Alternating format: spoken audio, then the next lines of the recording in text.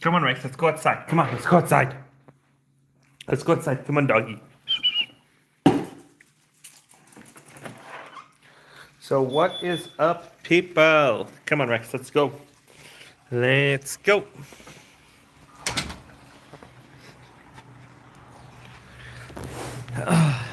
Nice day out. Waiting for people to arrive. Send out notifications to everybody. Come here, Rexter. This is my little doggy. She just got a haircut. Super gorgeous little thing. Trouble. Yeah, it is crazy. It's been a crazy 24 hours. It's been absolutely nuts with all of these stock market turmoils. It has been absolutely crazy. So, waiting for people to join. Yeah. Where are you guys from? Type it in the chat. Where are you guys from? What are you guys up to? And we will see. Today's Tuesday. Man, time flies. Time really flies. Boise, Idaho. Nice. How is this Boise, Idaho? I've never been. I gotta go check it out. It's really should be really pretty. I heard a lot of people move their remote jobs. Did you guys hear about Dell? Did you watch my video today? And did you guys hear about what getting crowded now? Yeah. So Dell laid off 12,500 people. Seattle, Washington. Sweet. Love that. So Dell was like, a year ago they said, "Oh, we're not going to give any promotions to anybody till until he comes back to the office," and people were revolting, saying no.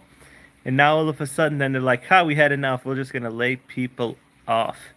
So now, make more profits. And till this day, nobody has come forward and told me, hey, I've been affected by these layoffs, and I've got and I was doing operations, I was doing sales, I was doing this.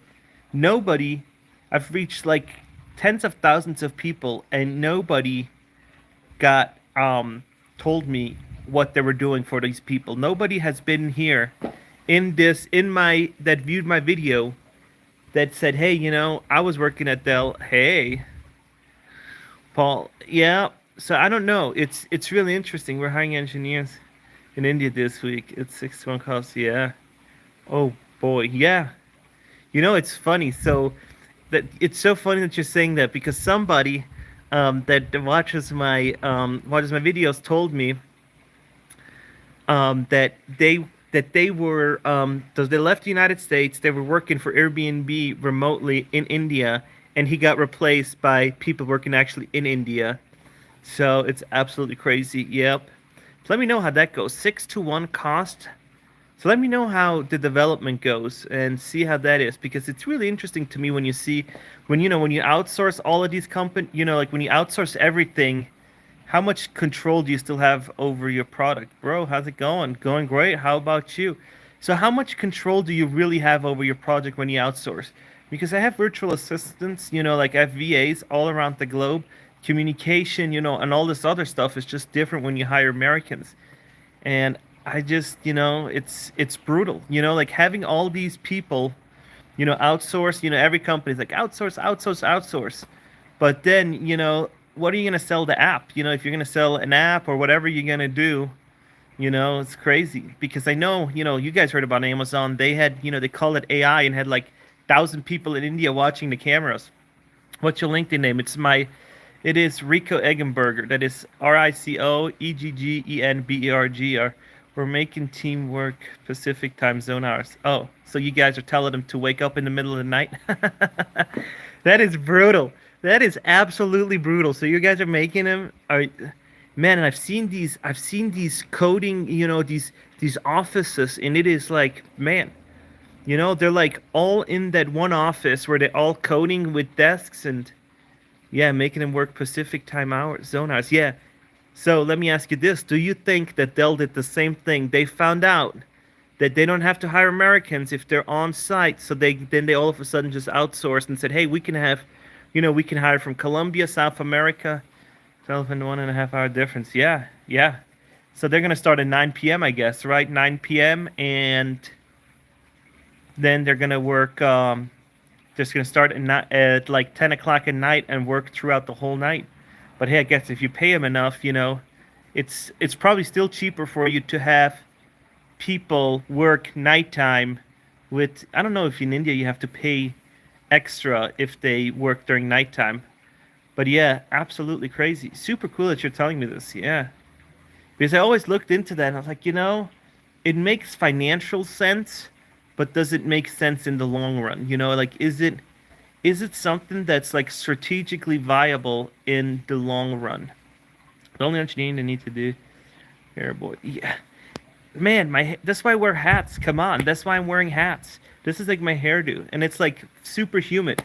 It's heading out by the pool. It's like it is. Did you hit the gym today? No, I did not hit the gym today. Peace, my friends. Chawara, tell me about your books. Tell me about your books. Because you've been, about these books. Some overlap time with India is enough. Morning time till 11 a.m. Eastern. Yeah. It's hot as the heck outside. Yeah, it is. It's like 100, but, in the shade, it's nice. And so, yeah. So, somebody left me a crazy comment today that is probably the most hurtful comment I've ever got. He said he's only making $18 an hour and he's like done. He's like almost done with it. And I was like, if you attack my character, that's all good. But when you're like writing me a depressed comment like that, I'm like, oh my gosh, they're gonna make a video about that. How how you gotta how you gotta pick yourself up and how you can actually progress. I didn't know that wasn't like common sense how you kind of progress and do things. Yeah, it's hot as heck outside. How you doing? Better yourself? Yeah. Hola. No. Ali that speaks Spanish is not here. So I didn't know that all these people, you know, because I got to make a video that's coming out tomorrow on how to capitalize off of this. Doing great. Yeah, So I gotta make a video tomorrow of how to capitalize off of this because people that make $18 an hour, they need to somehow get a pay raise. They gotta do something. So I'm gonna come up with a way because I know how to do it. So I'm gonna give you guys all the tools on how to do it in a video. So you don't need to pay for a course. You don't need to do it, and I'm gonna tell you step by step on how to do it, and hopefully it can impact one or two people positively to make change and actually capitalize with all this crazy stock market thing going on so they can let it crash. Not worth presenting the system. It's not, but listen to this. If you know it's coming, you can place bets on it going up or down and you can make money. And and money made in the stock market is easier than a money made in person, if that makes any sense. Because if you take if you don't have to work for it, if the stock market does the work for you, it is easier because you don't have to physically go out and do it.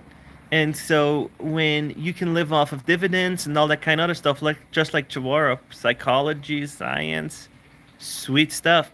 It's just easier because once you retire, and we all want to retire at one point. I think it's just easier for you when you have like a little nest egg and everything else. And I feel like most people say, "Oh, I'm going to fight the system. I'm going to fight the system." We do not have the capabilities to fight the system. They work against us. If you watch my videos today, there has been, and Google this, Charles Schwab, State Street, Fidelity, all these companies have shut down trading. They all halted you guys from making money. It is absolutely, absolutely crazy how this is even legal, and this is so disgusting that they've actually halted trading so you guys could not make money. And I've seen people in my comments and writing memes, "Hey, I made some money yesterday in the stock market, but then they halted trading and they did all that." And so that is absolutely disgusting because it always happens in their favor. It never happens in your favor. So when you're betting on it, then you are, like when you're betting on something and then there's an error code, they're not going to, and you're going to lose money on the trade. They're not going to say, "Oops, there's an error. Sorry, the trade didn't go through." they're gonna say, "Oops, we're gonna backdate it and do things." And I don't know if they did, if Fidelity and all these did one, but I assume not. Wait, is what happened during the technical disruption? Yep. Yeah. See, that is a huge problem when they technical disruptions. And why do technical disruptions happen during the most important time? Why don't they happen when it's in your favor? It always happens when it's in their favor. And this is insane. I think, yeah, when you can't log into your own Vanguard account for a bit, that should be a lawsuit. We should sue them. We should sue them for damages. How can people live less and less is beyond me. Yeah, $200,000 is where everything's going. Well, it happened in my well, it did happen in my favor. Good. It's beginner numbers. Yeah, if you can make more than $200,000, you got some serious, serious skills. And if you make more than 200 grand a year, you are amazing. I mean, that is just you can give back, you can do, you can buy whatever you want. 200 grand is absolutely amazing. But see, tell me about what happened. Did Vanguard, after you logged in, I'm curiously interested. When you couldn't log into Vanguard, did they send you an apology email? What happened? Yeah, everybody got skills. But yeah, so well, hell, investors from LA, how's the market? Psh, garbage, trash. It's gonna gonna go like this channel. Thanks. Yeah, so it is always stuff like this is always happening in favor of big corporations. And it's just absolutely nuts. Robinhood, GameStop. Yeah. And they halted trading because of that. And the parent company that owns GameStop and Robinhood, they would have had to they had the losses. They had so much losses. They've actually had the CEO of like another company called them. Nothing. Couldn't log in like to have to Monday trade. He was pretty delayed to place the order over the weekend. So yeah, see that those need to be lawsuits. Those need to be lawsuits for damages. But nobody's gonna take. Nobody's gonna. There's no class action lawsuits against that. You know why?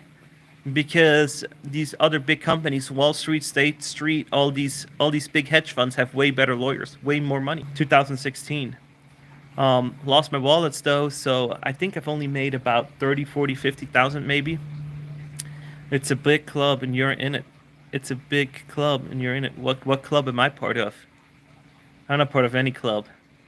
I'm just glad to pay my bills and live to the next day and make some videos while I'm in my morning walk, and then hope my real estate doesn't crash.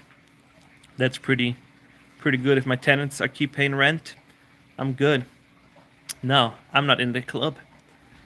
If people think that I'm in the club, yeah, no, most of us don't even have what it takes to even be considered in the club. You need to have millions upon millions of dollars laid around somewhere in order for it to be touchable. All this, multiple properties. Yeah, multiple properties. Yeah, yeah.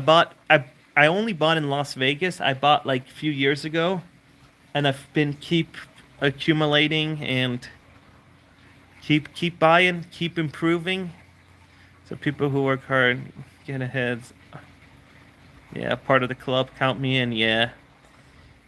And some investments is just what is needed to get by. Yeah. Investments are always, and this is what I'm trying to tell my whole channel, my whole point about my whole channel on YouTube is everybody knows stuff that other people don't know. Like if you're in the lawn care business, if you know how to write books, if you know how to do, how to sell furniture, repair stuff, you have so many great things going on that you can capitalize and make money off of it, and and get your side business going. So I met this amazing person at Trader Joe's yesterday, and he said he works from Trader Joe's from 4 a.m. to noon, and then after noon he goes and repairs cars. He has his own company where he does cars, and where he does car repair, and he does mobile car repair, and he goes out and does that from 12 to 5. And he says, I make a lot of money doing it, and I keep Trader Joe's for healthcare and to have stable income. That you had millions laying around. Oh gosh, Tavor, if I had millions around, you'd be seeing me at the beach in Mexico doing my walks with margaritas in the hand. I probably still do YouTube because I still just love talking to you guys. But I'd be walking at the beach with margaritas. I mean, the big players. If you're a small fish, you're not in it. Yeah, none of us are in it. Thinking about U.S. Virgin Island real estate. Yeah, let me know how that goes. I have no idea about the U.S. Virgin Islands. You know, yeah. Don't buy in Florida. I'll tell you that. That's not suitable anymore. Neither is California with all these wildfires. Insurance, you can't. These are all the unknown numbers. If you have like California real estate and all that, when you look at Florida, another hurricane, California wildfires. You mean nice rental market in Virgin Islands? Not in Florida. I wouldn't do Florida. Florida is you're playing with fire. You're playing with absolute fire because when old rich people, yeah, hey, I think also Costa Rica has good places. Yeah, and you just try to make it. Hey, if you know a lot about Virgin Island real estate, you should totally do it. I don't know nothing about it, so I shouldn't touch it. What's up? And this is what I'm telling people. If you're trying to chase shiny objects, you're gonna lose money. So if I would have gone now and did trying to buy real estate in the Virgin Islands, I know nothing about it, so I would get hammered.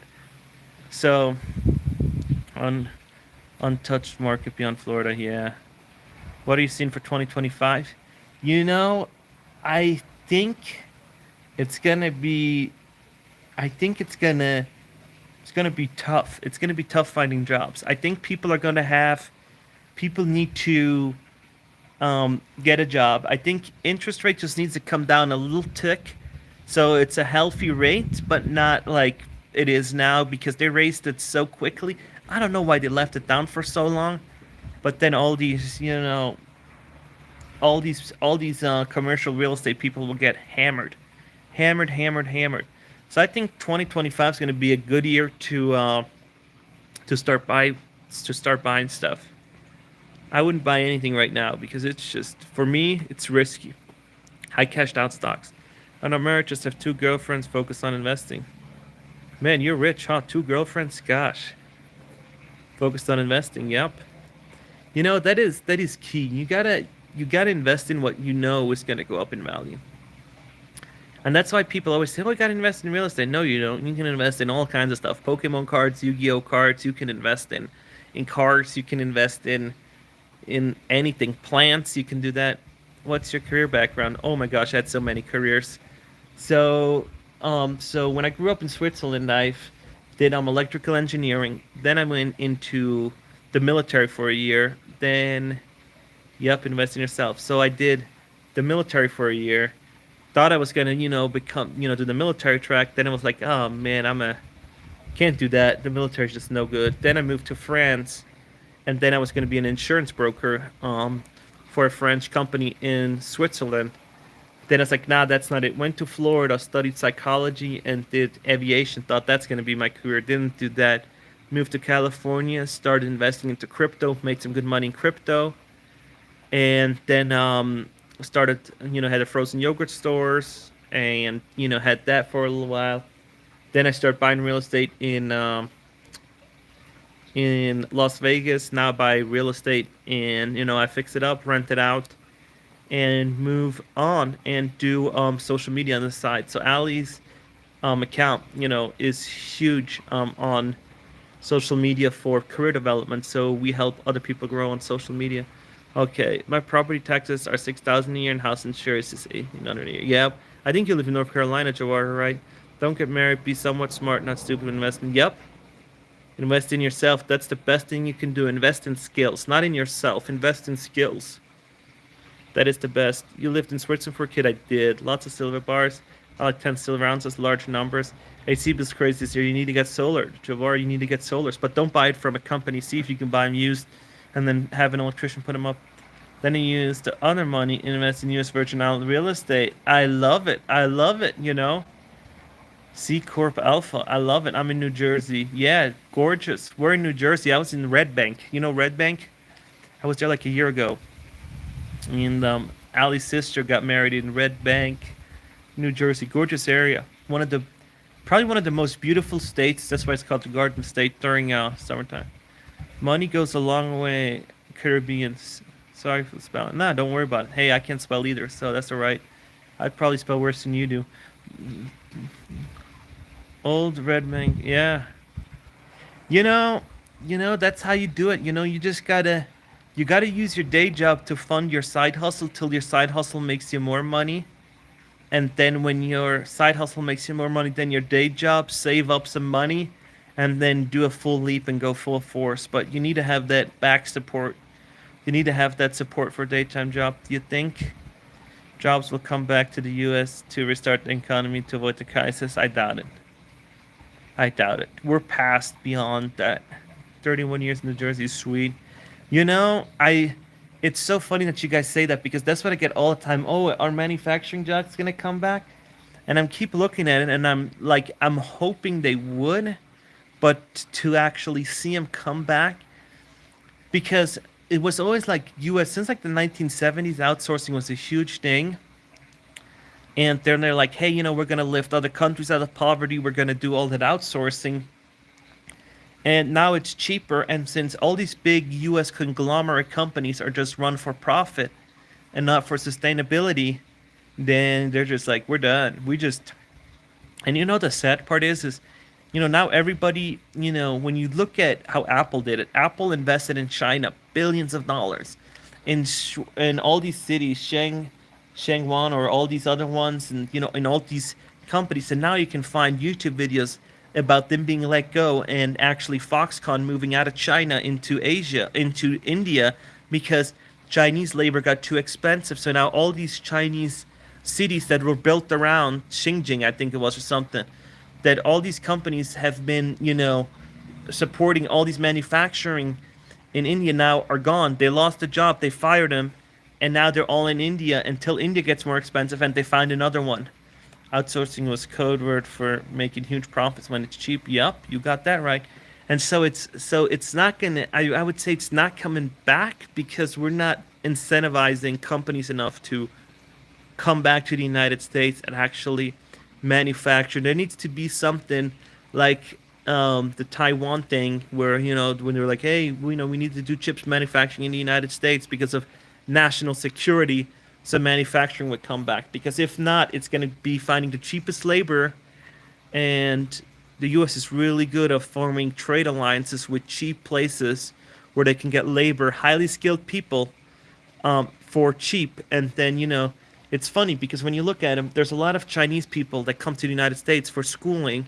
Then they can't secure a job, H-1B visa, and all that kind of stuff. So they send them back to China, and then they hire them there to do work for the United States at a way, way discounted rate. So sucks for Americans. Cheap slave labor, yep, and I don't like it. I don't like it.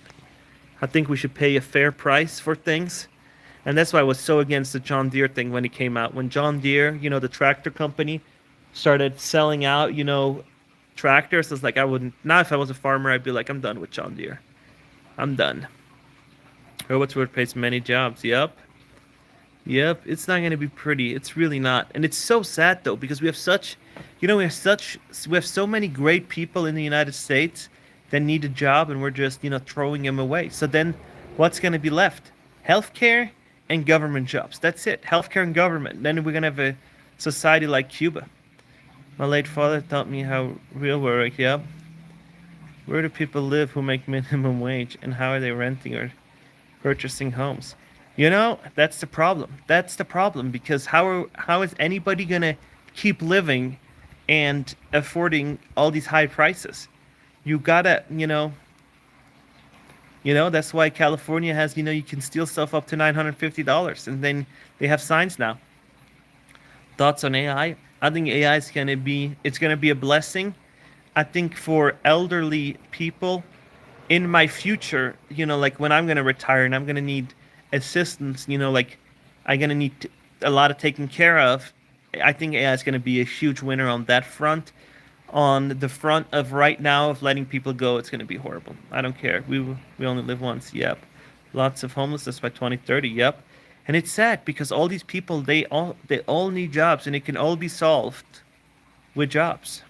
Crime, if you give people enough incentive to not commit crimes, they won't commit crimes. But if they're gonna go to work for no paycheck and you tax that paycheck to no end, then you commit crimes, because why even go to work? You go to the island. Yeah, resort. Yep, yep. And not only invite U.S. leaders like a Chinese. Yeah, push the economy forward. Yeah, it's not. When you look at all these economies, it's always the greed is just so so bad that I almost feel like you need to have a separate government that just audits the politicians. A separate government that just audits all of these politicians and these backhand dealings. Because when you look at Nancy Pelosi, oh my gosh, this woman has not lost money on a trade ever, and her husband have never been doing anything. And so it's like, oh my gosh, regardless of where she stands, all these people in Congress, right or left side, doesn't matter. They've never lost money. They go in with 100,000 salary, and they are in it for 4 years and are then net worth 14 million. How does that even work? Where are they getting their money from? And why isn't the IRS cracking down on that? But no, if you and I send $600 to each other, it's got to be taxed. They're coming after us. What do you think happened when AI will replace most jobs? I mean, companies want to optimize their production process and cut costs.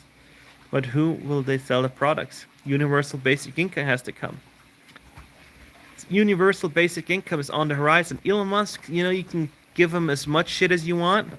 And one spot in one time or another, there needs to be that universal income, because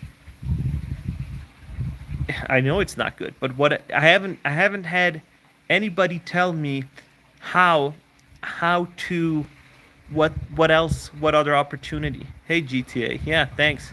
Look, I even got the shirt on from GTA. Tax and sending 600. Yeah. So when you look at Javara, you need to look it up. You need to look up what. Yeah, if you send on Venmo $600, they have to report that to the IRS. So yeah, it's absolutely crazy. Any words of wisdom for someone considering a career change? I was a software developer, unemployed now. In the field, seems too competitive right now to get hired. You know, you should you should Bugs. You should really join Ali's community. It's 14 days free. I hate to make this a sales pitch to you, but there's so many people that get job interviews, and the numbers just match up for you to try it out. And I think you should still get a six-figure job in your field. I think you can do it. You just need to know how and apply the right way. And if you know some tricks from somebody, yeah, it will really help. We get Social Security in 35 years. Who knows? I'm glad you never went into tech. Yeah, I want the Federal Reserve to send me just a few hundred millions. I know. Why are we? I always said, why can't I be of any political party? Just send me a few hundred thousands just to, just because, of existing. They do that to other people, so why can't I be the beneficiary? Recently found out about your channel, bro. I like the videos. I appreciate that. I appreciate that. Yeah, Social Security's that. Yeah, go check it out, Bugs. It's 14 days, And I mean, I'm also in the community, so you can just message me. And if you don't like it, get out. Take the resources and get out. It's not like I'm gonna make any money from it, but yeah, try out, because I think you can still get into tech. It's just harder, and you need to know what to look for. And there's people. I only get so many people that get jobs in tech, so it's totally doable. Yeah, recently found out location name. Where I'm at right now, this is Las Vegas, Nevada. I left California, lived in Florida, California, and now I live in Nevada. And this is where I'm gonna stay. This is definitely where I'm gonna stay. It's just the right amount of taxes, low property taxes, business friendly, all these things that make for a good environment are here. And I'm on the West Coast, so doing good. Can't complain. Can't complain. Social Security, yeah. Social Security is absolutely crazy. But hey, Bugs, if you wanna DM Allison right now, there's like a free webinar going on where she's talking about interviewing, so you can just join that one. I got lucky. I just landed a 92 job in Miami as an analytic linguistic. Been applying for the last year.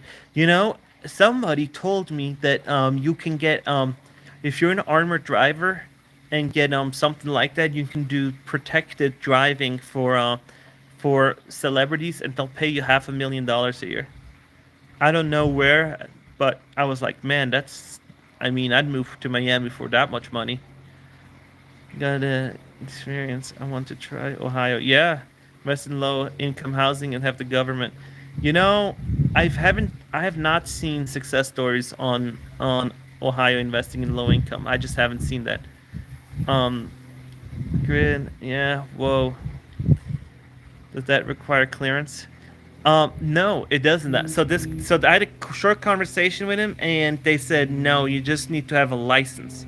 And I don't know how many licenses they give if it's a monopoly, and you have to um, get one. You know, like how they do with Uber or these placards. You can only get so many licenses, and they had yeah, I have no idea. If you seniors living off of nothing but Social Security somehow, yeah, universal income is feasible. It should come from taxes, but corporations don't want to pay taxes, so they can switch countries. Yep, smaller. You know what the problem is that we also have all these corporations that they claim losses under taxes. So when you make $1 billion in losses, you can then say we spent so much on, so we made $1 billion, and then you claim losses. So then you can go out and invest and do research and do all these, and you write it up and you make it on taxes. So you actually lost $1.5 billion, but you only made 1 billion, and so you kind of make, so your taxable income is going to be like zero, or you actually get money back. It's crazy. And I'm not a CPA, so I don't really know how this all works out. I only know in a small scale. What's the best company to invest in right now? Oh gosh, if I knew, I would tell you, Benny. I know universal income is unfair. So is unemployment. A lot of people don't qualify, and depending on which state you are, they don't even count you in. So unemployment is way, way higher. The best company to invest in right now, you got to play it safe. I think bonds are still paying. I think I would, if I'd have money. I can't tell what you to do because I'm not a financial advisor, but I would invest in a bond or something. I need tax deductions amortized for 5 years. Yep, making it much more feasible. Yep, yeah, student loan forgiveness is unfair. That is also a disgrace. Student loan forgiveness. Oh my gosh. When you think about it, you go to school, you take out loans, then because the school is promising you, a degree and you'll make money back somehow, and then you can't make the money back because the degree you have isn't paying enough. And then they give you the forgiveness, but they're not curing the cause of actually saying, "Hey, university, if you sell a product that isn't feasible, you can return it. So in any place where you buy a product, you can return it.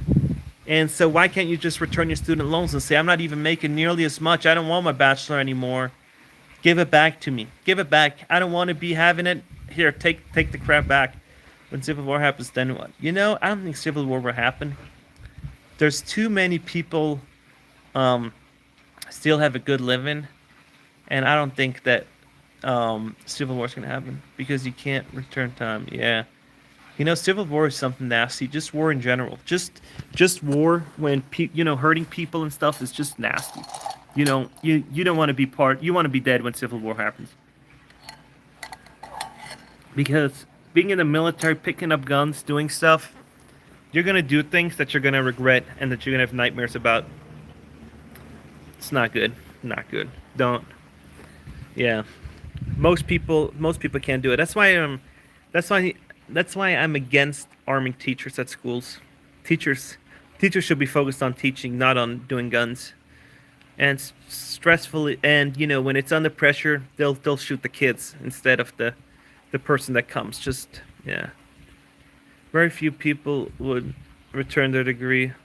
Lots of overqualified people say working crap jobs.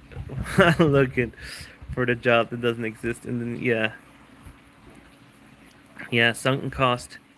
You know, I think there should be return policies on degrees. I think there should be a 5, 10 year return. If you're not making 60, $70,000 a year, or whatever the university is promising you, you should be able to return it, and they should give you all the loans.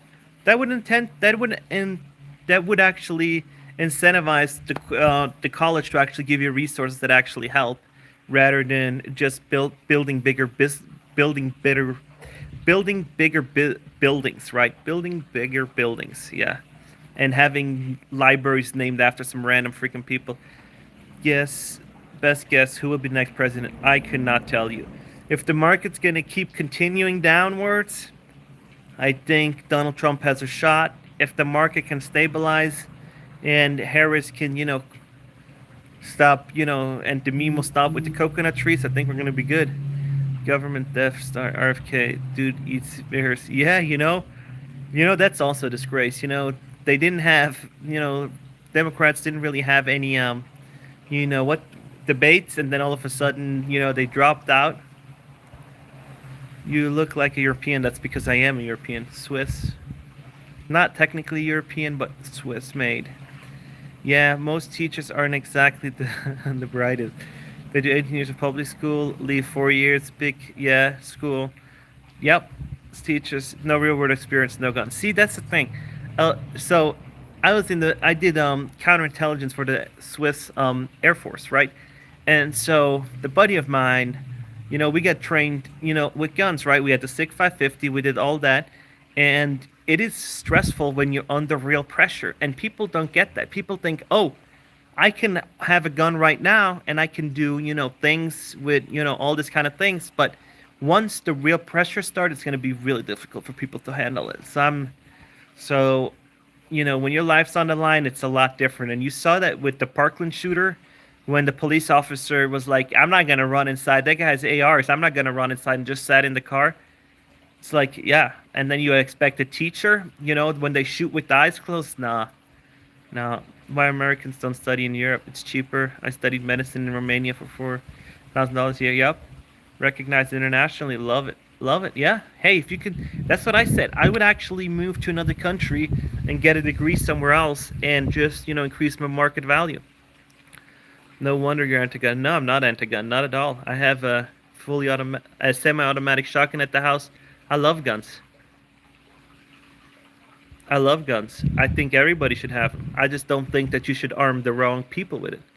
And when you say stuff like when you say stuff that you're going to give guns to people in public places that have no experience with them, then I don't know. Then you have no experience with guns. Then I do not know what to tell you, because Phil, you've probably never been deployed, and you've never ever shot under pressure. I heard Vegas is rough beyond the strip. Man, you think I have it rough? You think I have it rough? There's probably rough spots in town. There are rough spots in town, but these people are just trying to make it, just like everybody else. Just like everybody else. There's great areas and there's really bad areas. But no, I love guns. Love it. It's in the Second Amendment. Second Amendment, you say it. I think everybody should have them. I think everybody should get trained with them too. And once you get trained with them, you know what it takes. Teachers, with a little like the Secret Service, lady with a gun. Absolutely, absolutely. And I don't fault them. I don't. So, I don't. Once you've been in a position like that, you don't fault people for being fearful.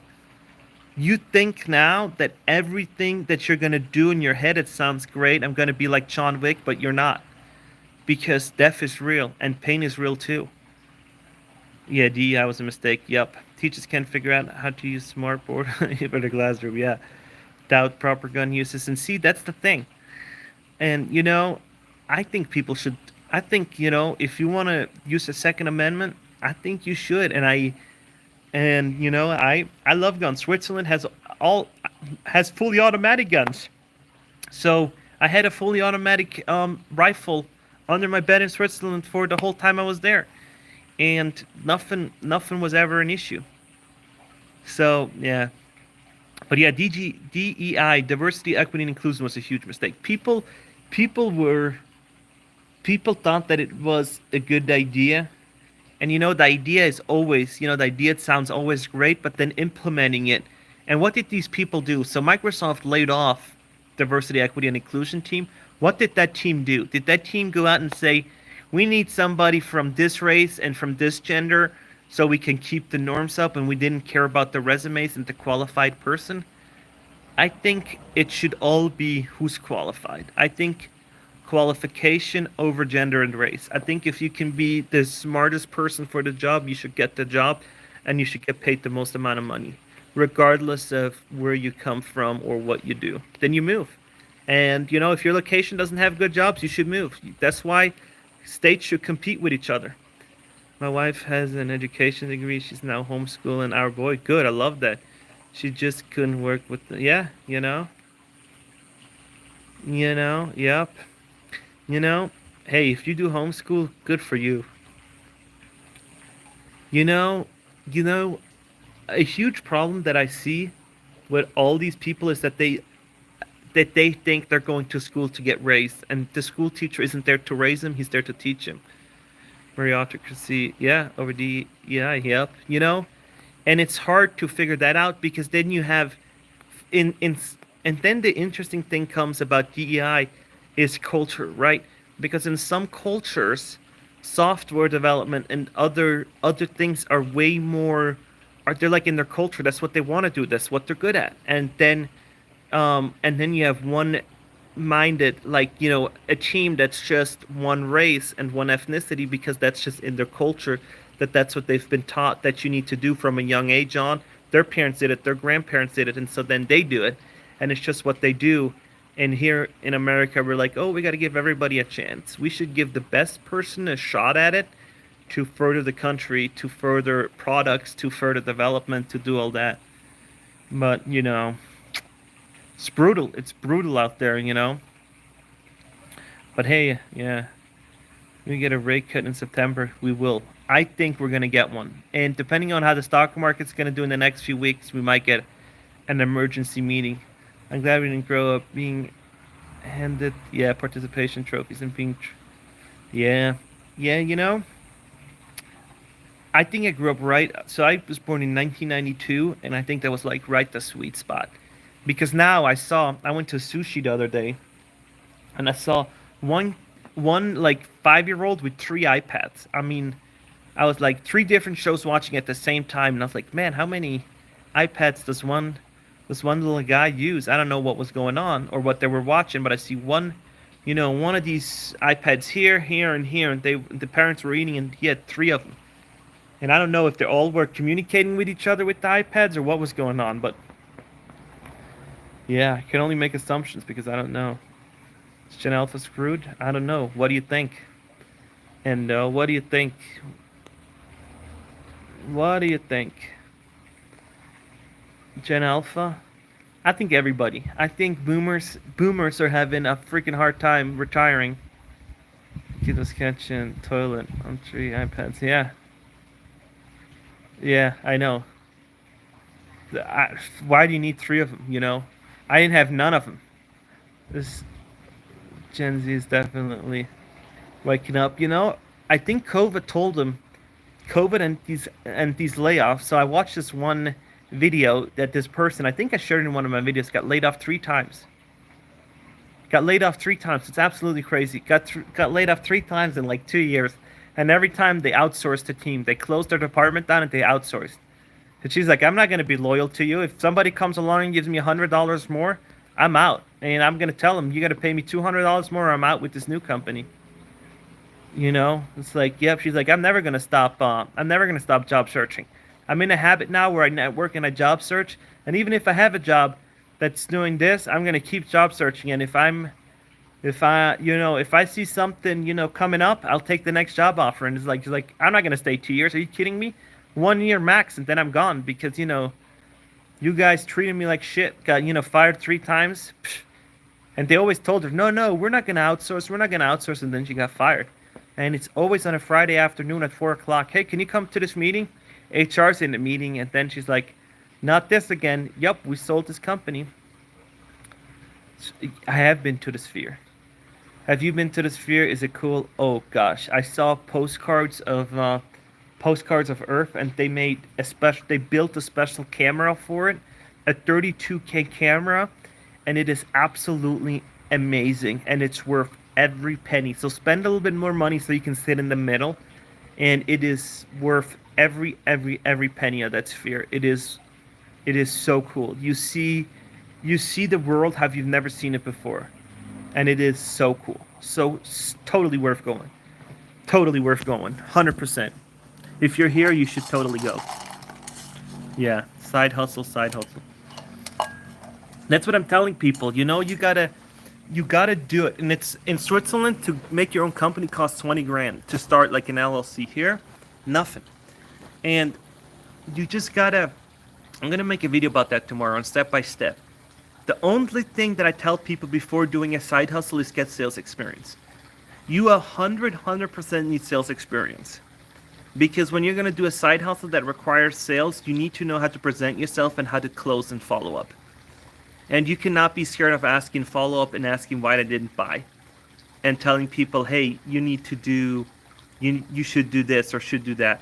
If you have a job, that's all right. You can say, I don't need that customer. But once you're fully side hustle in and you're going to, run your company, you gotta have to know sales.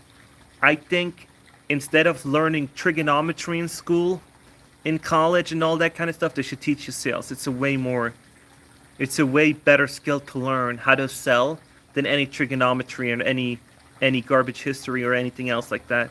Pictures of Earth in the Globe Theater was conspiracy. Yeah, yeah. Pictures of Earth on the Globe Theater. Yep. But yeah, gotta learn sales. You gotta be in this. So if you're gonna start a side gig, you're gonna start like a side hustle. You always gotta do. You gotta do the A, B's, and C's of sales, right? Always be closing. Once you're in business for yourself, you always have to be. You always have to be networking, and always have to be selling. Wasn't there some wacko who climbed this fear in Las Vegas? Oh yeah, he made like hundreds of thousands of dollars in damages. The guy in Vegas, yeah, he climbed it and he made hundreds of thousands of dollars of damages. And it was absolutely crazy. And yeah, nuts. Nuts, nuts, nuts. For, for no good reason. I don't know why they would even, how you do that. And if you do it for views, it's kind of stupid. Because you made so much damages and they're gonna, yeah. That's how people ruin good things, you know. That's how, when I look at it, that's how, so, because of one idiot, all these new laws come into place.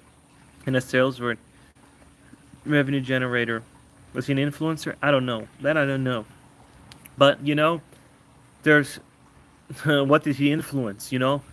Was he an influencer? What did he influence? People to climb the sphere? People do really, really stupid shit for views. People do really dumb stuff for views. And I'm like, man, is that what you're gonna be known for? Because if you're gonna be known for something that's stupid, that's like crazy. It's just like this guy who ran over a cop on live because he thought it was funny. And then the guy died, and now he's in jail, and he's like, I'm gonna be out. And it's like, no, you're gonna be in there for a long time. So influence of what, It's just crazy nowadays. We're just in a crazy, crazy world where people just do crazy stuff for the sake of it. And yeah, and then they get mad when you punish them. Then they get mad when you tell them, hey, you did something stupid, you gotta pay up. Then they're like, oh no, I wasn't prepared for the punishment, and I'm a juvenile and do all this. No, no, no, no. But yeah, getting a side hustle. So tomorrow I'm gonna make a video because some people were like really, really hurting with making $18 an hour. So I'm gonna make a video about how a step by step on how to kind of get out of that, because I was there at one point. I haven't wiped in years. My secret to healthy life. Haven't. Yeah. Haven't wiped in years. I don't know what that means. I think the world was always like this, but now we have the internet, and yeah, you hear about these things. Hearing about crazy things in the life is just, in the world is just, it's just nuts. But it's all about what you want out of life. If you want to be like this one shot, one famous guy that's, you know, 24 hours of fame, you do something like that. Then you got 24 hours of fame. and 10 years worth of legal troubles down the road. But hey, you had your 5 minutes of fame, and that's all right if that's what you were trying to do, but not recommended. You can get famous starting your company, paying for ads, becoming famous, sponsoring a team. It's all doable. You can do it the right way. It just takes way longer than something stupid. Because you can start becoming rich beyond your wildest dreams if you do it right. You just got to put in the time. And then you can buy ads. You can meet famous people and all that. Do you own crypto? Yeah, I do. I own crypto, I own stocks, I own real estate. I try to own a little bit of everything. I try to own a bunch of different things. So if one of them really takes a dump, I still have the others because not everything's gonna fail at the same time. Lay down. Yeah, look at my dog. Look at her. Yeah. So yeah, just trying to get diversified. That's one of the key things. You always want to be diversified. Is Bitcoin going lower? People. It's so hard to predict. Once all these once all these big institutions will start buying Bitcoin, who knows what's gonna happen? Once all these other companies, these billion-dollar industry people come in and bet against it and do stuff, how high will XRP go? XRP everybody has been going. XRP, everybody's been saying it for a long time, but hasn't happened. Ape strong, together, hold, yeah. See, I used to think that you want to hold and do all that kind of stuff, but, I got wrecked with that, so it's not recommended. Once you see a dip and the writing's on the wall, sell. Sell, take profits. Don't be holding left in the back. Did that with NFTs too. Gosh, I think I invested like 5,000 in NFTs and think they're now $100. Not even. They're worth nothing. JPEGs on the internet, but you're trying to chase shiny objects. And it's what you do. You win, you lose, and you do things and you learn. Maybe they'll do a comeback, maybe they don't, but be diversified. Try to invest in a whole bunch of different things, and then one of them hopefully takes off and makes up for all these other losses. After these had some potential, but they ruined the. Yeah, a bunch of pump and dump scammers. Yep. Crypto Zoo was one of them, right? Logan Paul. Gosh, I gotta watch what I'm saying, or I'm gonna get sued. Own any meme coins? No, I don't own any meme coins anymore. I did. I had Elon coin, made some money on that. Had what else did I had? I had Shiba Inu. I had sheep tokens. I had all these other ones. Yeah, I remember people trying to sue for. Yeah. Yep, and now you can get a Bored Ape NFT super cheap, or at least way discounted. But yeah, you just gotta. Right now, I wouldn't do anything. Right now, just sit on your money. Every dollar that's in there, do what Warren Buffett does. That guy is one of the smartest investors. If Warren Buffett starts deploying his cash, you should follow, because then he knows, and he's a market maker. You and I are not market makers. Shiba was the best gamble of my life. Yeah, good. Yeah, he's a market maker. So when he gets into stuff, when Warren Buffett gets into stocks and buys them, you're good. You can then just follow his trade and get involved. And you might not buy at the low point as he does, but he even thinks that stuff's overvalued. And somebody sent me the Warren Buffett indicator. He knows the day before, to pull the money out before it crashes. Yep.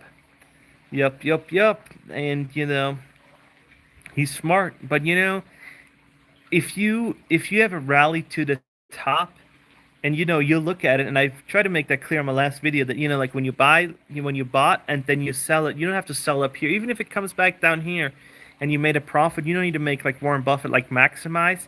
If you can just make 10, 15% or 10%, you're so golden. Did you buy in for the True Social? Some people made some money. No, I didn't. I'm not a big I'm too emotional. I can't do stock market trading.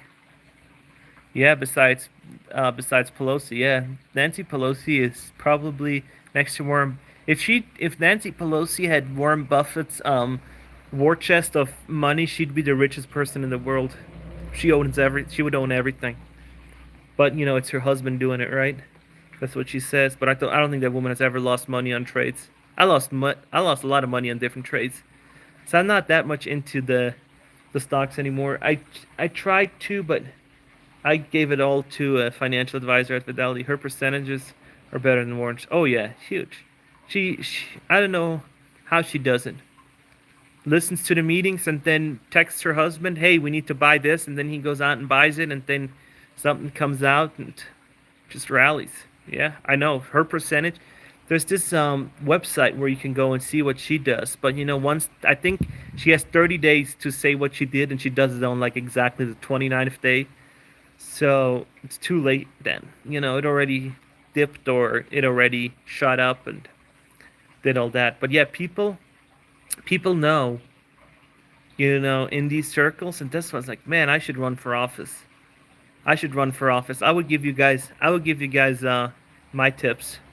I'd be transparent. I say we should buy this and we should do that. And I would open up my trading. Whenever I buy something, I would let you guys do it, but I'd be 6 feet under in no time. I'd be 6 feet under. If you expose them, you'll be 6 feet under. You'll just disappear. So, yeah, no good, no good.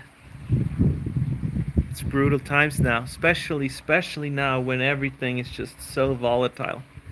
Everything is just who knows what's going to happen. And these people that say they know, don't know. They just portray the image that they know. And when you see these financial experts on it, I think the Kramer index, have you ever heard about that one, the Jim Kramer index? I think the reverse Kramer index is better than the real one. So when he says you should buy, you should sell. And when he says you should sell, you should buy. I don't know what the standpoint is to that. But I think that's up now too. And somebody filed that and he was super pissed about it because the reverse Kramer index did better than his input. So nobody knows. Nobody knows. That is total loss yesterday. Yeah, I know. What was the total loss yesterday? It was like 4 trillion when I checked. Yeah, Kramer index. Yeah, I know. That's so hilarious. Especially when he goes out on his freaking rant tweets and stuff like that. And he was like calling all kinds of names. And I think that reverse index, Kramer index, did actually better than the real one. And it's so funny when you go back and you read his tweets how mad he was.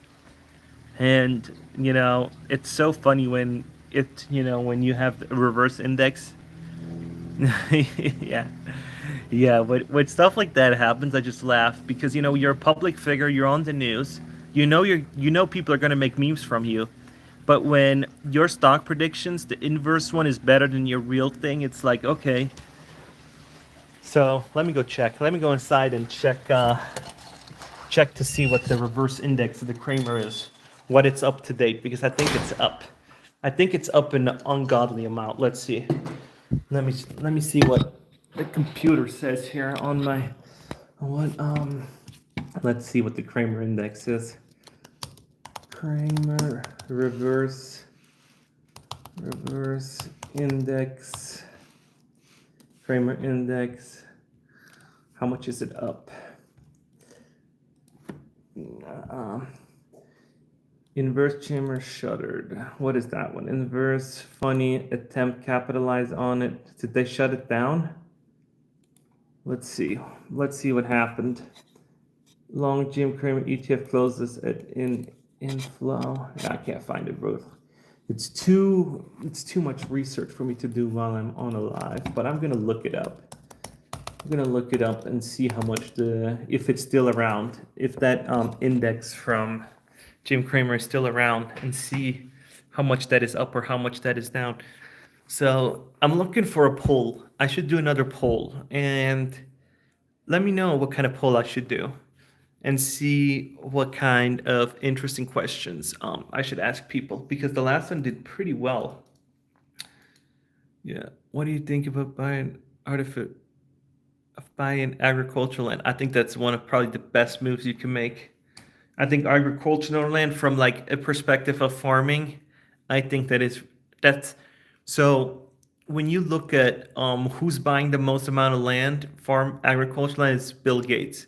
Why do you think he's buying agricultural land? Because there's only a finite supply for it, right? Supply and demand. So when you can buy it and you can then lease it to a land to a farmer, and he'll just pay you something, and you never have to worry about anything, and he takes the liability for everything, then you're making passive income. And how much better than that can that get from you?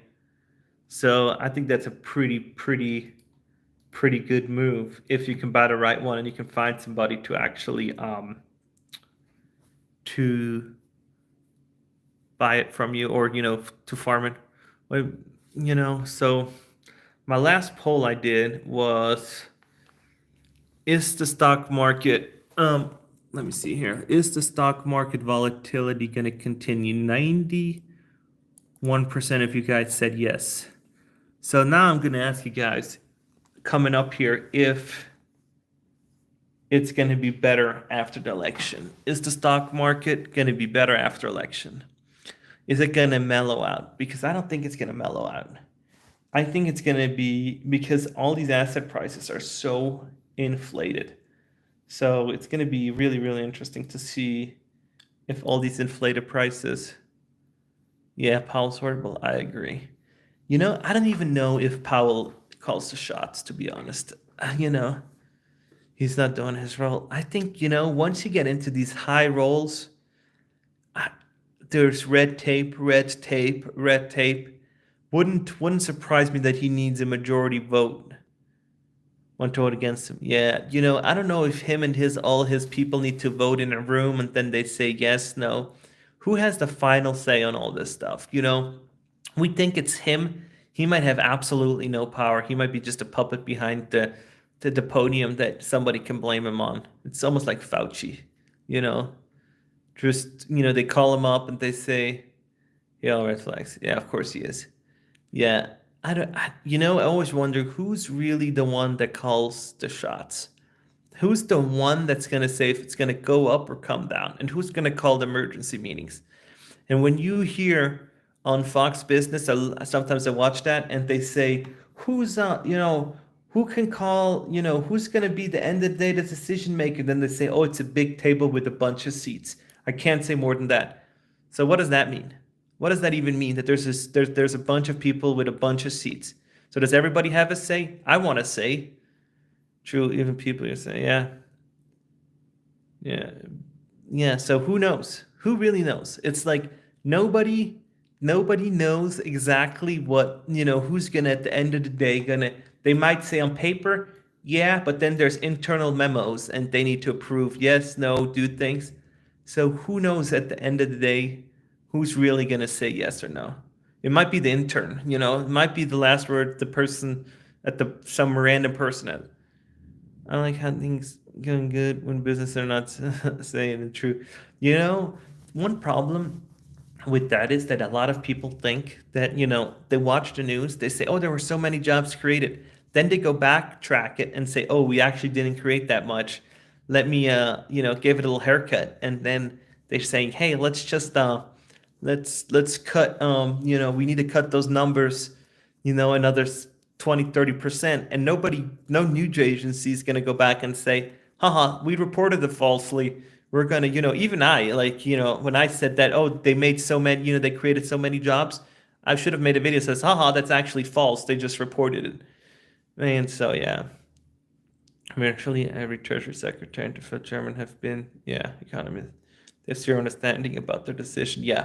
See, the problem is when you have these people that don't their own businesses, and when you're in a higher position, you lose touch with reality. And I feel like I seen it with people that are retired, with family around me that don't even grasp the harsh reality of the environment that we're in today, because they've been retired, they got their pension, and they're getting their money, and they're not seeing the struggles, how long does it need to apply, and they're saying, oh, the economy's great, but everything they're not seeing. So if you're not running your own business, you try to do sales and you see how hard it is and you're affected by the layoffs, you're like, oh, economy's doing great, you know? So people that don't run their own businesses and aren't in the day-to-day based on their job search, and they don't know how bad it is. Are you Australian? I am not. I am Swiss living in the United States. Swiss made, chasing the American dream in Las Vegas, Nevada. So yeah, it is brutal. It is really brutal because when you are a business owner trying to make decisions, nobody's going to come bail you out. Nobody would ever come bail you out. The only thing that's going to bail you out is your own wallet. Everybody else is not going to come and help you. The government's not going to help you. Nobody. And I noticed that because I was during the pandemic in 2020, I had a yogurt shop and the police came and shut it down, and they didn't give me any assistance. I didn't qualify for any loans. I didn't qualify for PPP. I didn't qualify for anything. But the cops came and shut me down, and rent was still due, right, on my lease, and all these other things were still due, but I had to be shut down. And so this was a government forced shutdown, and we could not operate because we were not crucial because we were a frozen yogurt store. So, yeah. Who's your Olympic team? Sweden? No, Switzerland. But I don't watch Olympics. I just think it's not true anymore. It's just brutal, man. Sorry to hear. Nah, no worries. You know, it's you win some, you lose some. And that was a lesson I had to learn, that unless you're in a position of where they actually that's where I noticed that they don't care. They don't give a shit. The companies don't give a shit. Landlords don't give a shit. The government doesn't give a shit. They just enforce something and then they say, close it down, and that's what's happening. Where are you from? I'm from Switzerland. I'm going my hope high in September in the Fed. Yep. Yeah. Impossible. Yeah. That's what I'm saying. It's just when I talk about an interest rate cut on my channel, I'm not talking about bringing it back to like zero. I'm just making it to 4.5, 4.75, just below the five, so we can sustain what we're doing. And I know in the 1980s, people are saying, oh, interest rates were 20%, interest rates were so high. Yeah, that was in the 1970s, 1980s, where house prices were so small. And now we have a problem of all these commercial landlords that took out debt, and you can't put a fixed term on these huge these huge buildings, commercial buildings. So it's a 5 to 20 year something, and then it comes due with refinancing. So yeah.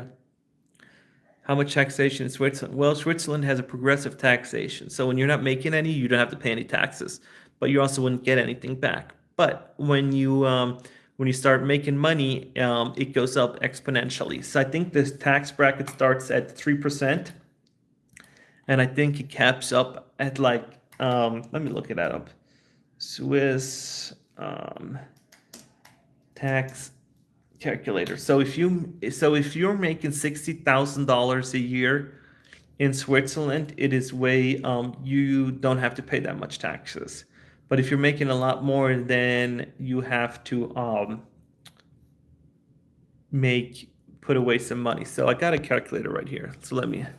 So you can go on the website and look at it. So this is how much you can do in Switzerland. So year 2024, Zurich, married with a single income, 2 children, a church member, because you get church deductions, right? I'm 31, I gross 50,000. So your taxes would be, here you go. So here we go. So this is how you would be taxed. So you would have Social Security, right? This would be so much. Then you have unemployment, that would be this much. And in Switzerland, you would get 2 years of unemployment, and if you make up to $12,000 a month. So if you're making $16,000, you'd only be maxed at $12,000 a month, right? So you get child allowances, risk premium pension fund, and so Yeah. So you would not have to pay that much taxes. So you would actually be pretty damn good. But it changes if you put in, if you're starting to make 9%, you'd start have to pay way more taxes, right? So you'd have to pay a lot more. So it's progressive. So the more you make, the more you're going to have to pay. So it's a pretty good system, but you would not get money back. And it's just a different way of doing this, of doing it. So yeah. So it's cheaper in some extents, and it is way more expensive in other ways, right? So when you're making $19,000 a month, you'd be taxed at 12%. So when you would make 19 grand grossly a month, let me show you this. So when you'd be making 19 grand a month, you'd be taxed at 12%. So if you only make $5,000 a month, you'd be taxed at 0.74%. So it's so for people that don't make that much, you don't have to pay much, what I think is really good. I don't think we should tax the bottom. Like if you're making less than 60,000, you should not be even filing taxes. It's just a waste of time. So it's in giving best facilities. I don't know. I don't know about that. I worked for the police in Switzerland, and I did air conditioning. I did air conditioning with Sir. I did air conditioned repairs. I ran installation teams. So for the police and all facilities, but I don't know if they have the best ones. Yeah, it's just a different way of looking at it. But when you have nothing, you don't ever want to take from that class, and you want to entice them to do better, where to get into. I'm always feeling like what the U.S. is lacking of trying to get these people to, when you're day to day, paycheck to paycheck, we want you to get to those six figures. We want you to get to those 200,000. So you're paying taxes. So you're buying new cars, and then you're even a better consumer, because what do you do as a consumer? You buy more things. You buy more goods. So we want you to get up there, right? It's just that here we have it so crooked. The government says if you want to pay less taxes, don't become rich. Yeah, yeah. I think I think you want to become rich. I think it's worth doing it. I think it's really worth trying to do it, and you do your best to make it happen.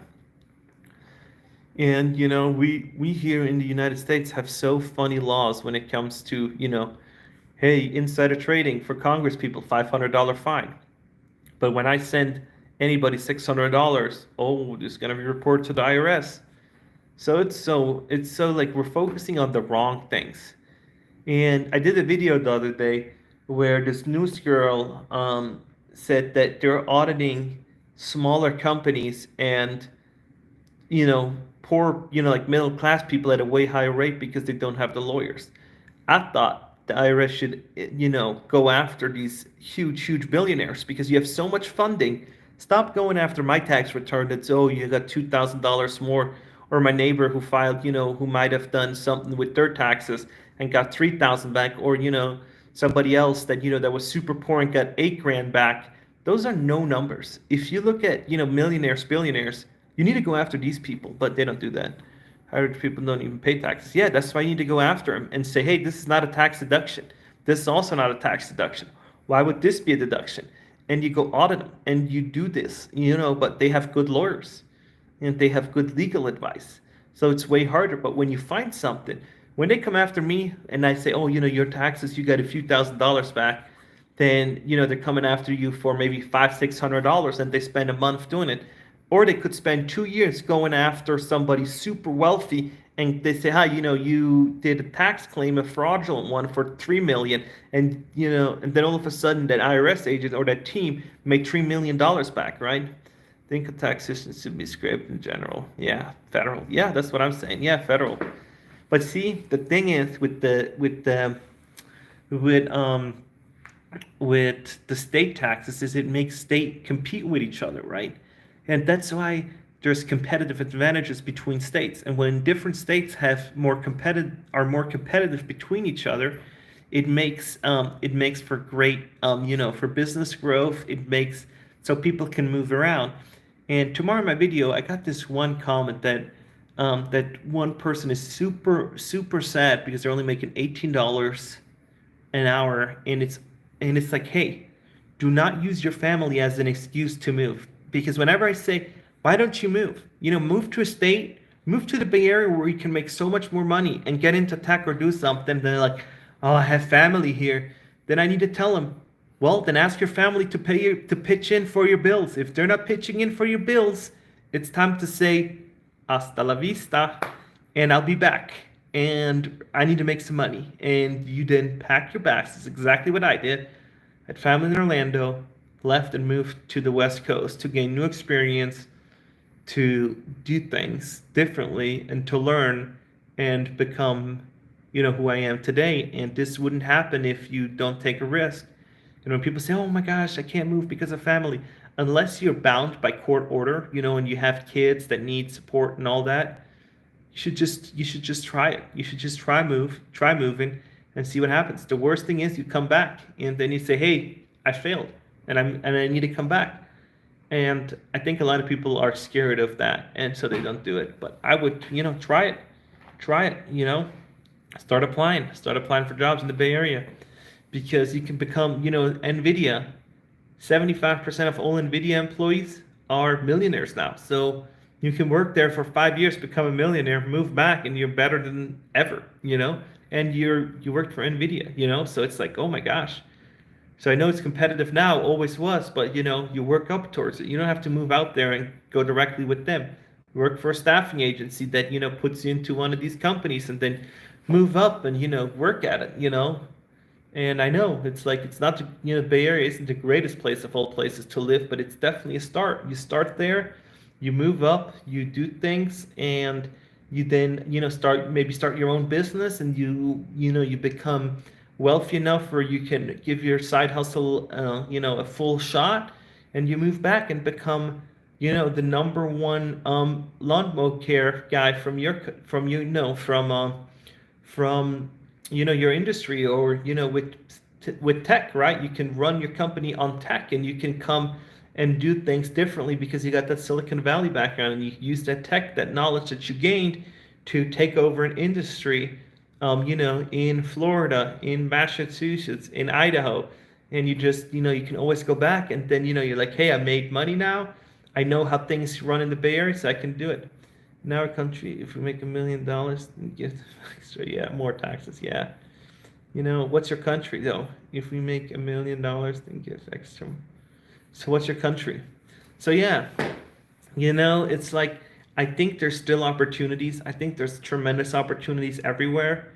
You just got to capitalize on them, take the risk, and start doing it. Because I've been on these forums where these people, I always thought a lawn care business was just something, it doesn't require a lot of, knowledge. You just run around, on the lawnmower, right? You step on it and you kind of drive around, and then you just learn, and you sell them monthly. You sell them a monthly contract. They're sold by design. Yep. Yeah, it's all by design, fear, and then you have people that, that tell you, hey, you gotta be, you need to do this, you need to do that. No, just do you and learn, go hustle and do it. You do trading? No, I gave that up. I can't do it. I'm too emotional. There's too much volatility. I don't think I could do trading anymore. Those days are kind of over. I stopped doing that with crypto when I was up in the night doing crypto trading. Nah, you do trading, but yeah, like, I think everybody can become really, really successful. It's just if they want to, and you might need to move. You need to move in a market that that you and then you serve that market with a product that is needed, right? I mean, if you want to, you can go to Florida and do disaster cleanups. You can do flood, you can do all these, you can do lawn care, and you can go to, up north, do snow shovel removal, and you can do all these things. You just be willing to take a risk and start off. You might not make a lot of money at first, and you gotta You got to grind it out, and it's going to be lonely, and you're going to get depressed, and you're going to have highs, then you're going to have lows, then you're going to have higher highs and lower lows. It's just a cycle of being an entrepreneur, you know. You're going to have higher highs and lower lows, and hopefully the trajectory is upwards. And yeah, your education, what my education is, I have a bachelor's in electrical engineering, and I have a bachelor's in general psychology from UCF. And yeah, I have two bachelors basically. One is not quite a bachelor's. I missed a few classes, so I'd have to go back to Switzerland and do a little bit more. But in the US, they would almost consider it a bachelor. What was your first job? So my first job, so I did, so my first job was repairing electric motors. And then as electrical engineer, I did frequency transformers. I programmed those and did electrical motors. And then afterwards, I've I went into the military, did that for a year, did Air Force intelligence, and yep, and then I moved to the United States. So yeah, but I think everybody can do it. I think everybody has the skills to do it, to become an entrepreneur, side gig. I don't think that Uber or DoorDash is a good side gig anymore. I think it was when it first came out, but now it's so scrutinized that Uber's making the bulk of the money, which they shouldn't, right? Because they're so, they make so much money with not doing anything. They should just take 10%, and I think they take so much more money than they actually should. So, not really great. So, you guys got any other questions? Because I need to go back to work. Switzerland, living in the United States now. Switzerland, Zurich to be exact. Grew up there, and teachers told me there. It's a funny fact. Teachers told me when I when I lived there, they told me because I couldn't pay attention at school. It was just stupid. I didn't see why. And so people told me, Switzerland needs street sweepers. You don't need to pay attention in school. You're an idiot. And so, kind of shaped me. And then I went to college because, they told me I couldn't and all this. Now I got a psychology degree right here because of it. And I got another one. So, long story, but yeah, education, education. So this was really, really sweet. If there's no more questions, why did you move to the United States? Just something different. So my idea so I lived in France. I lived in Switzerland first, then I lived in France in Lyon for a few months. Then I moved to Florida, went to flight school and college just to get just to get another bachelor. And then I was going to move to Australia because my uncle lives in Australia. So I was just trying to see how different parts of the world live, work, because I'm always fascinated with just the whole whole world economy, all this kind of stuff. Super fascinated by how everything is. And then I met my wife here, and now I'd move wherever she goes. If she wants to leave the United, but she's American, so from California, Santa Cruz. And so I met her, and I was like, wherever you're at, I'm gonna be. So I don't care where we go. I just want to be with you. So, and she didn't want to leave the United States, so that's where we're at, and this is where I'm staying. Yeah, I like it. It's great. Can't complain. I live better than in my wildest dreams I've ever imagined from a little kid. Um, from a little kid on. And yeah, educational background. I did many things. I just answered that. Watched the live recording afterwards. Yeah, and now I'm just like, hey, yeah, I'm just doing doing American Dream basically, and yeah, I'm blessed. I got to the USA. So why I went to the United States was just I've seen how life in Europe was, and the United States has always been like my family owned real estate in Florida, so I was like, oh, why not try that out? I can do it fairly inexpensively and I had friends and family that lived in Florida, so I was like, hey, let's give it a shot. So I tried that out, and then yeah, then I met my wife and I moved to the West Coast and never looked back, and I'm glad I did because she's so amazing and I love her. So Too many elites in Switzerland, Davos. You know, it's funny. I did Air Force Intel for Davos. Met a lot of people. A lot of people. Yeah, it's crazy. Davos elites is I don't even know what they talk behind closed doors. What? Yeah, yeah. So it's absolutely nuts. Davos is where super rich people go. Are you married? I am married. I am 100% married. Yep. That's why I'm still here. So I just filed citizenship paperwork because I've been married now for 7 years. So instead of renewing my green card, I said I might as well do the passport. So I don't need to wait in the long line for for tourists and all that kind of stuff. And it's actually cheaper to file for citizenship than it is to renew the green card. So I'm like, why not try it? Why not try it? So did that and super stoked about it. You know, it's like I'm so blessed to have a huge house, dog, wife, and yeah, look at that.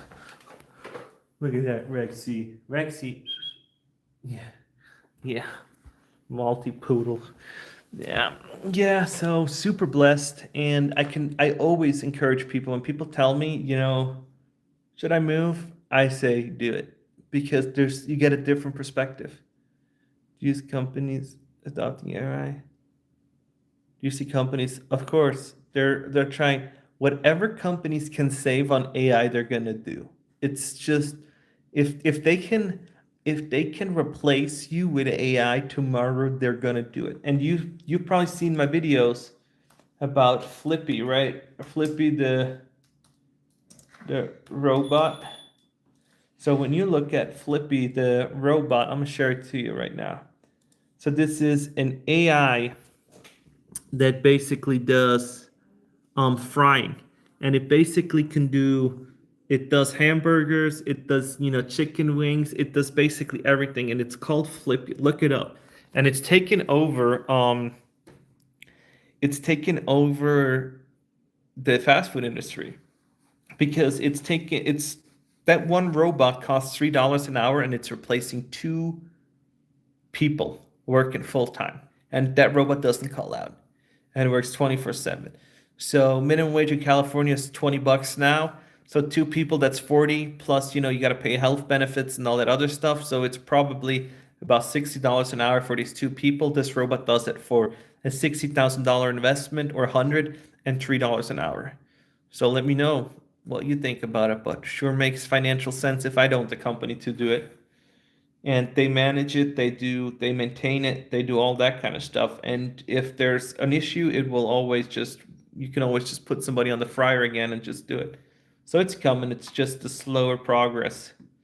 And till we're like a true like AI, it's gonna take a long time.